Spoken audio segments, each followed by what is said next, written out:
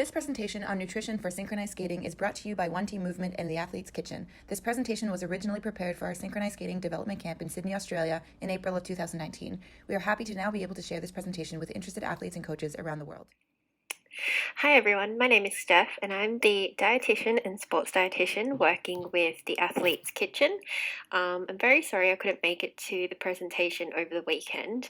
However, I hope this recorded presentation will make up for it instead. So we're going to be going through nutrition for athletes, in particular athletes that need to maintain body composition to be successful in the sport. And so as we go through, any questions that you might have, you can just jot them down and feel free to send them through to me via email once you finish the presentation. So the first thing to understand is the difference between an athlete and a non-athlete. So I would consider an athlete someone who trains at least 4 to 5 times per week and will train multiple hours per training session, sometimes even twice a day, and will put quite a lot of energy and intensity into their training sessions. Whereas a non-athlete might do a recreational soccer class or play soccer game at the end of the week, might go for hikes on the weekends, do the odd swim every couple of weeks, but don't have any real structured training sessions or goals to work towards. So with an athlete, you'll have much higher requirements for things like carbohydrates, protein, total energy, calcium, iron, and fluid.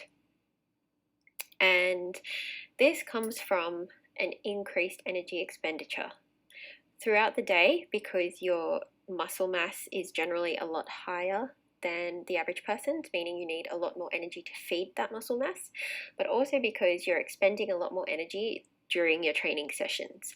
And so your energy requirements could be double or triple that of a non-athlete. During your training sessions, you have a lot more stress placed on your body as well, so you will need to consume more of the macronutrients like carbohydrate and protein, as well as your micronutrients, to assist with reducing stress, reducing inflammation, and making sure everything functions optimally. Because you're constantly exercising, you will also be breaking down a lot more muscle tissue than the average person, and so you'll need to repair a lot more muscle tissue than the average person, meaning that you need a lot more of your nutrients to facilitate that process.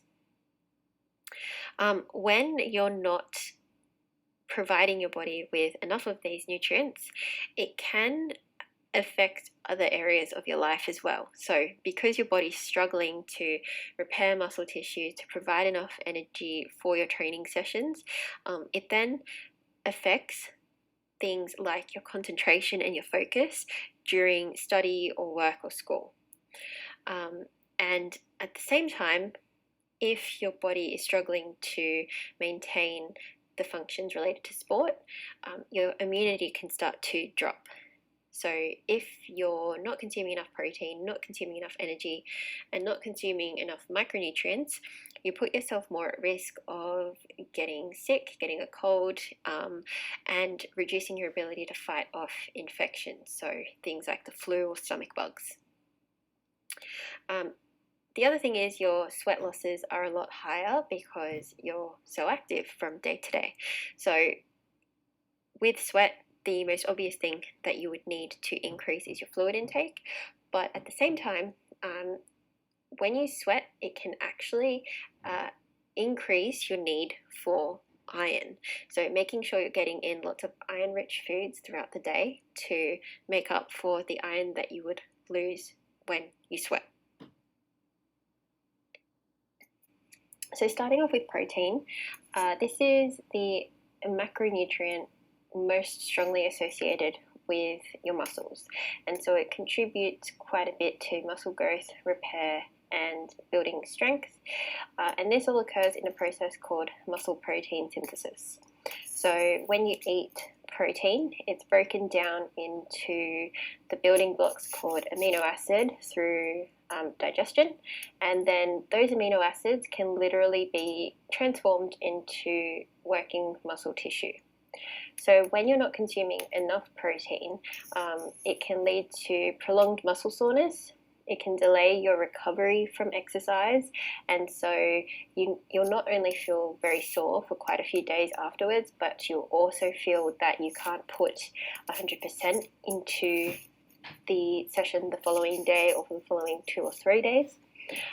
It also increases your risk of injury. So when you do a bicep curl, for example, you're actually creating little tears in your bicep, and the way that it gets stronger and it grows is by repairing those little tears with amino acids. And so if you're not providing your body with enough of those amino acids, it means that the muscle stays torn for longer than it should, and so if you then go and put more load on it the following day, it can become injured or strained. The other issue with not getting enough protein in is that it can reduce your immunity, simply because you're putting a lot of stress on your body, and the protein actually forms enzymes and antibodies that help to fight infections.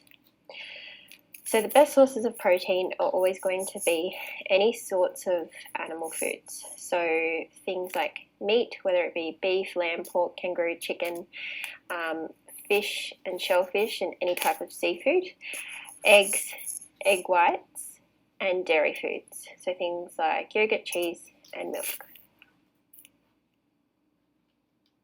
The reason that these foods are better sources of protein than vegetarian or vegan foods, so you'll notice that there aren't foods like nuts or tofu or legumes on that list. And that's because the animal-based sources actually contain all of the amino acids in the correct quantities for you to build muscle tissue. And they're also particularly high in one amino acid called leucine. And leucine is the one that contributes to muscle protein synthesis the most out of all of your amino acids.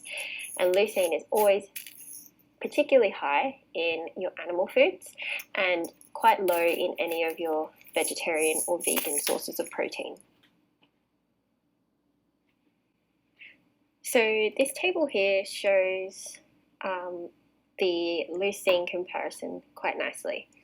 So what you'll see at the top is all of your animal sources of protein and how much of that protein you would need to obtain a 2-gram dose of leucine. And 2 grams of leucine is about how much you would need to maximize muscle protein synthesis. So if you want to get the most out of the meal that you're eating, so you can make and repair the maximum amount of muscle tissue possible, you'd want to get this quantity of food in each of your meals.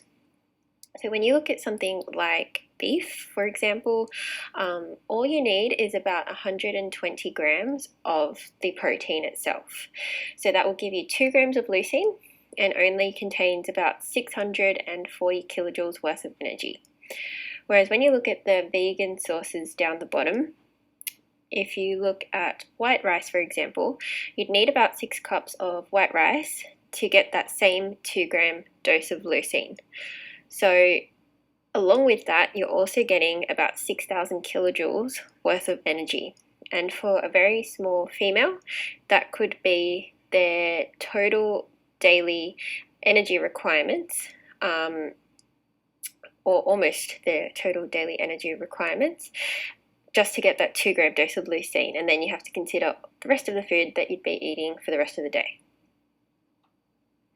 So when we're looking at maintaining body composition as well as maximizing muscle protein synthesis, your best bet is going to be choosing the animal-based sources of protein, because you need a much smaller quantity. You're getting a much more concentrated source of protein and a concentrated source of leucine without as much energy as your vegan or vegetarian sources. Moving on to carbohydrates. This is the macronutrient that is most important for providing energy during your training session. So the way I like to think of carbohydrates is that it is like fuel for your car. So the carbohydrate is fuel for your muscles. And if you don't put enough fuel into your car, it's not going to run. So if you're not consuming enough carbohydrates before your training session, and if you're not refueling after your training session for the following training session, you're not going to be able to perform at 100%. So, as I said, they must be consumed before and after exercise. And I think for most people, they would be quite good at consuming their carbohydrates beforehand. But what we don't realize is that they're actually just as important after exercise. And it's especially important when you're training twice per day. So after exercise, you've depleted your body of all the carbohydrate that you would have consumed beforehand. And if you don't replace that carbohydrate as soon as possible after your exercise, it can actually lead to fatigue if you're training later on in that day or the following day. So what you'll start to feel if you're not consuming enough carbohydrates is fatigue, maybe even halfway through your training session, if not in your following training session later that day or the following day. You might feel like you're falling asleep during study or during work. You won't be able to perform with as much power or strength or endurance during your training sessions.